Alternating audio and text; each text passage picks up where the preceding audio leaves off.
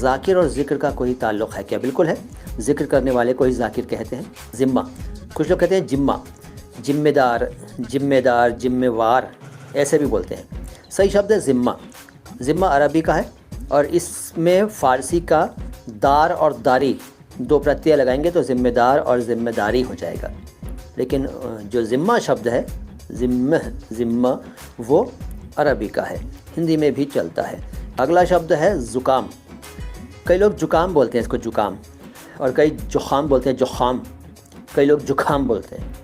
ना ये जुखाम है, ना ये जुखाम है, ना ये ज़ुखाम है, ये है ज़ुकाम, ज़ुकाम। ठीक है, नज़ला भी कहते हैं और ज़ुकाम भी कहते हैं। हिंदी में तो ज़ुकाम खूब चलता है। सर अरबी में क की साउंड है क्या? हाँ बिल्कुल है, अरबी में क की साउंड है सुमित जी। और ये अरबी के काफ अक्षर से प्रदर्शित होती है, काफ से।